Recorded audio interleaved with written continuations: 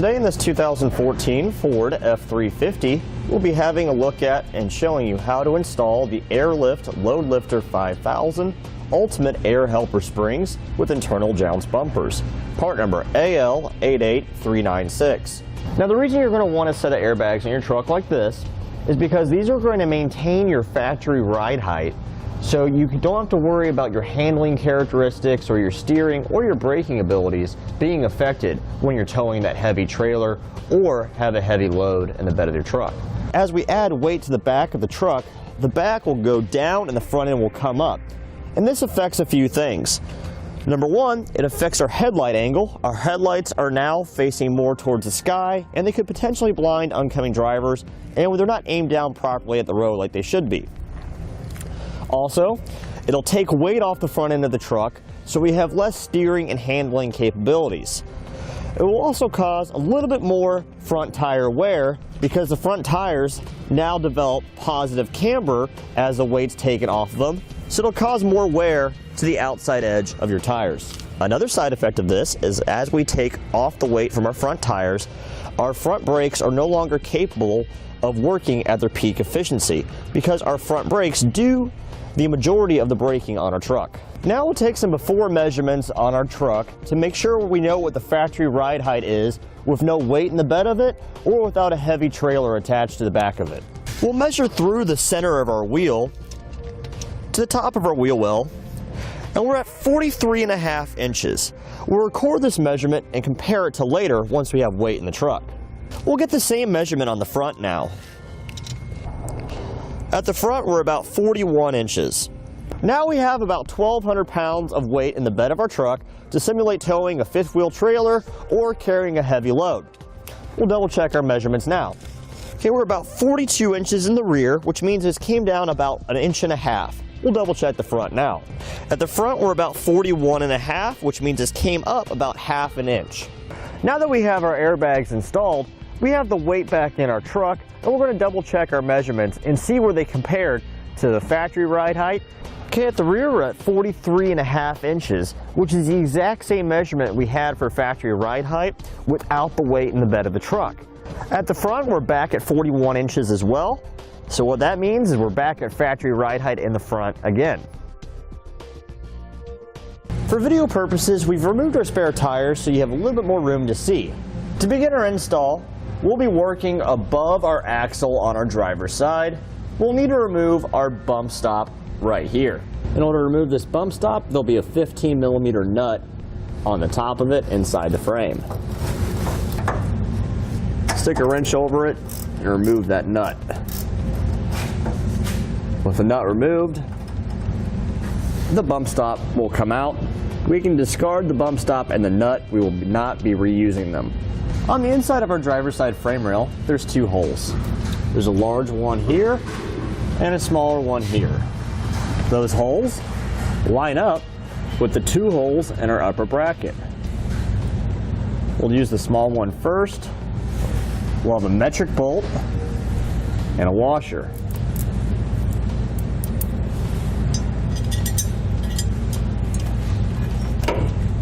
I'll place that through the frame.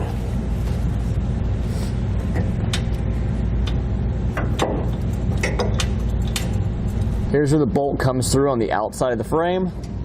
We'll place on another washer and we'll thread on a nylon lock nut.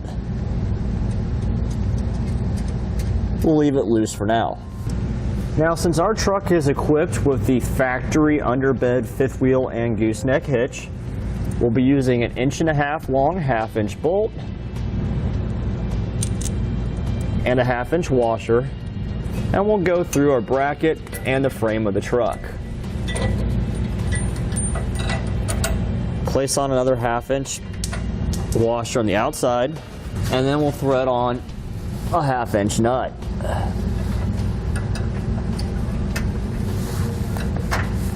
Now this is the top of one of our air spring assemblies. Take one of our roll plates, stick it over it, making sure that the cup wraps around the spring, and we'll take one of our fittings, we'll screw it in the top.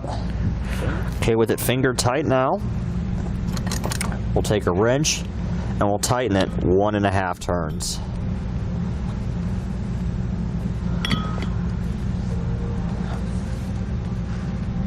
Just like that.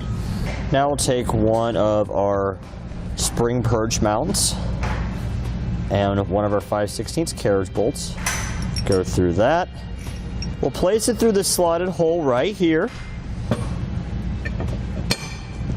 And we'll flip the whole assembly over. Place a washer over it. And then a nylon lock nut.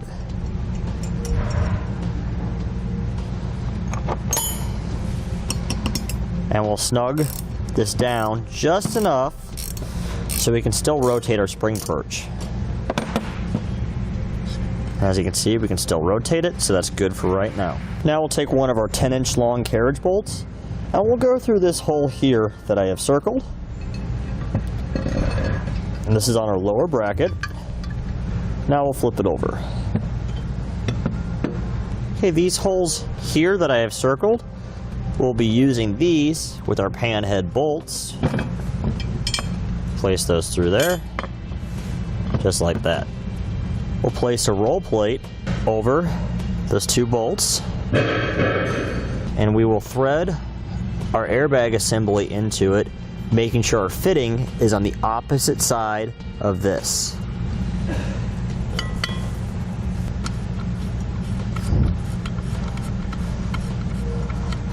With one started, it is easier to get the second one in. Now we'll torque those 2 bolts to the amount specified in the instructions.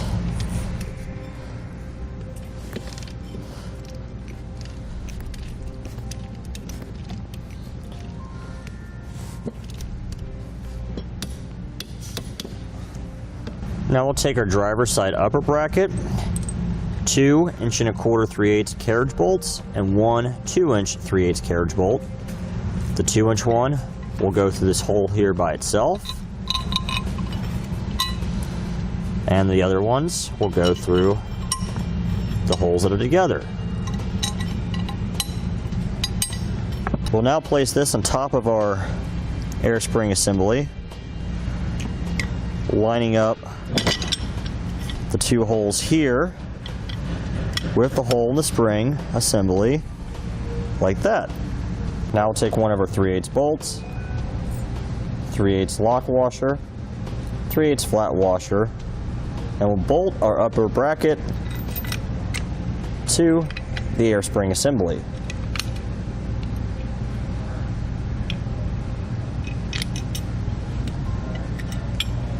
Now we'll torque those bolts to the amount specified in the instructions.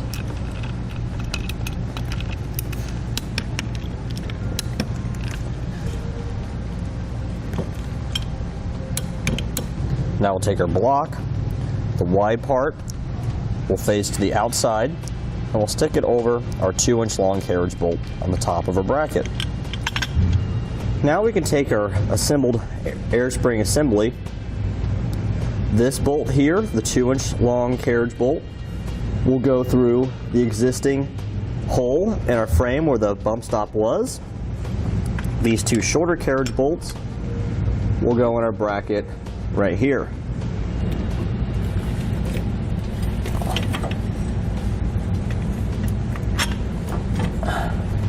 For the bolt that goes through the frame where the bump stop was, that'll get this flange nut right here.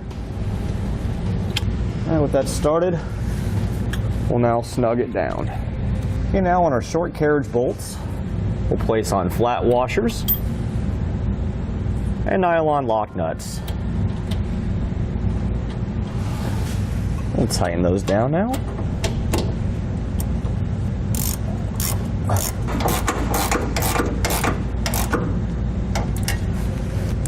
And now we'll torque those to the amount specified in the instructions.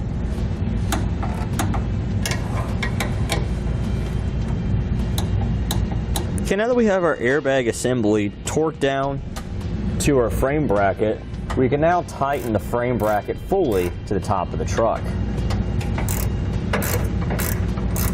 Okay, now we're going to raise up our rear axle until it makes contact with our bump stop perch here with our lower bracket on the perch that we installed. In our application, since we're on a lift, we're using a pole jack, but you can also use a floor jack to do this depending on how you have your truck lifted.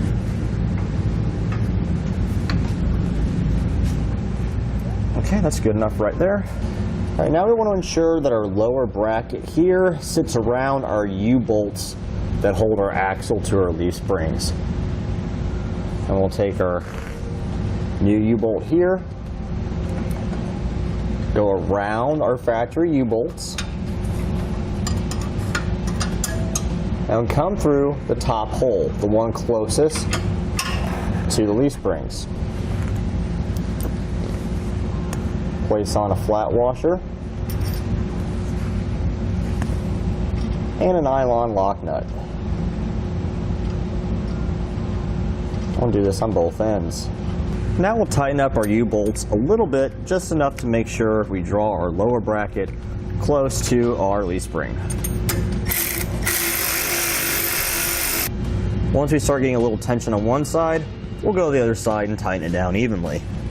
Now we'll take another one of our long carriage bolts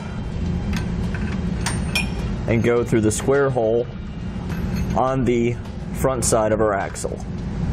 Now we'll take our axle clamp and go onto our long carriage bolts, and we'll top it off with a flat washer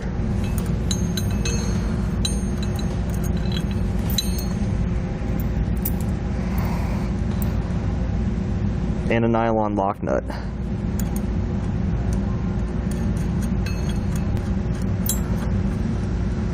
Now we'll start to tighten down these bolts evenly.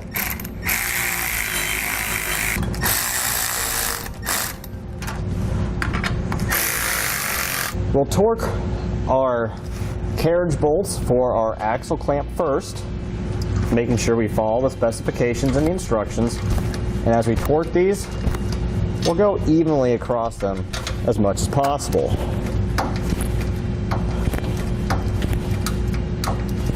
Now we'll torque around our leaf springs, again following the specifications and the instructions, and trying to do this as evenly as possible.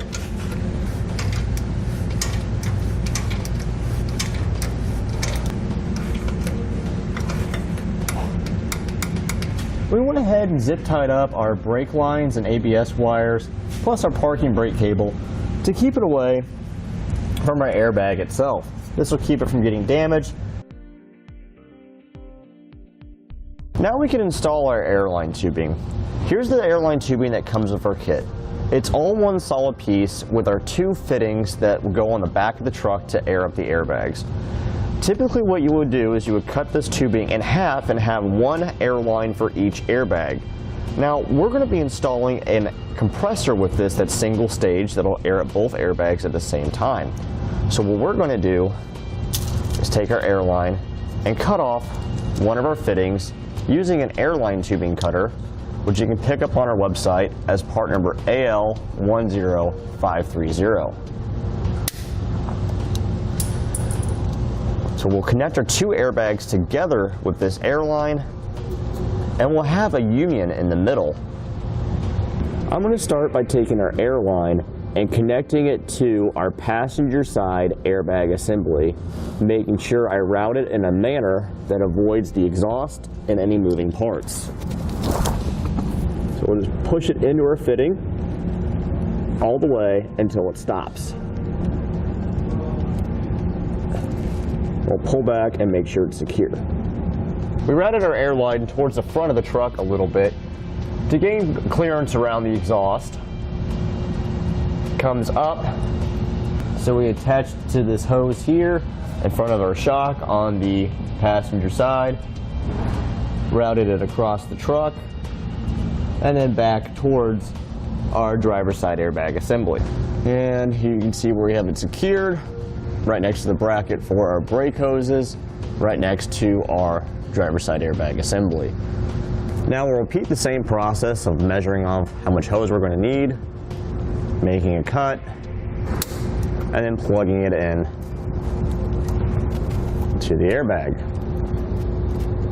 Now we need to find a location on our truck to mount our airline fitting. Now since we're installing a compressor, we're only going to have one fitting. This is just an auxiliary place in case our compressor fails or doesn't work for some reason. We'll still be able to use our airbags.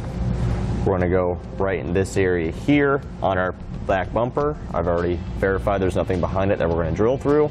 It also won't block the path of our license plate light.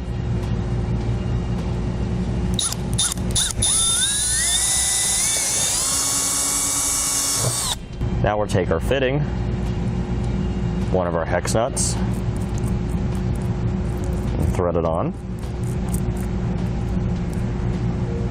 We'll take a star washer, place that on.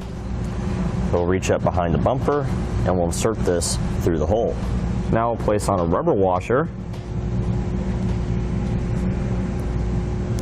place on a flat washer, and we'll thread on another one of our hex nuts.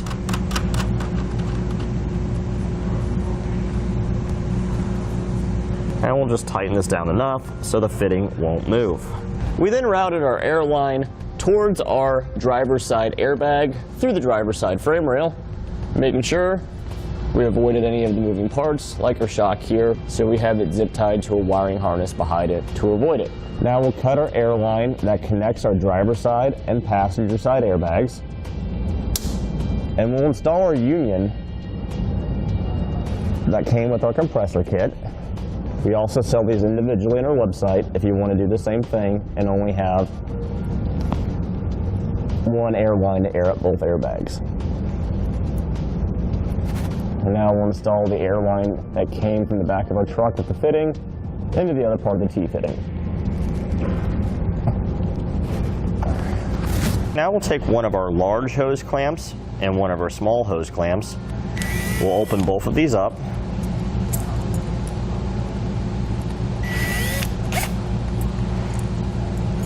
And we'll connect them together to make one very large hose clamp.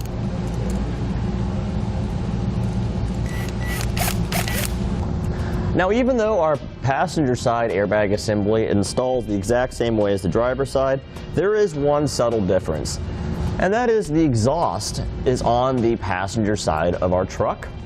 So we need to install a heat shield in order to protect the airbag assembly from the exhaust.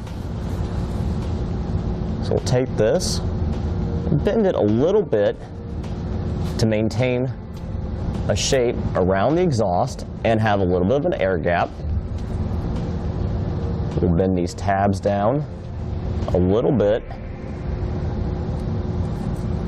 about in the middle, and then we'll bend them out the other way.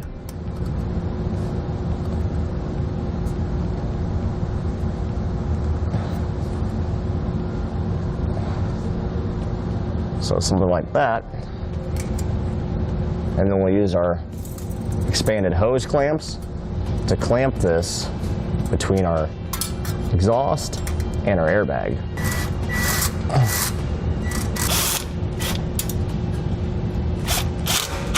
Okay, now we'll add some air to our system and check for leaks.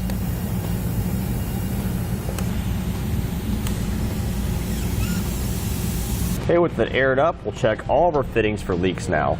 We'll use some soapy water, and we're looking for bubbles. Small bubbles is just indicating the soap. If we see large bubbles, we know we have a leak. All right, looks like we don't have any leaks, so we're good to go. That completes our look at and showing you how to install the Airlift LoadLifter 5000 Ultimate Air Helper Springs with internal jounce bumpers, part number AL88396 on this 2014 Ford F350. Thanks for watching. Click the link in our description below to shop, learn more, or visit us at etrailer.com. And leave us a comment if you have any questions.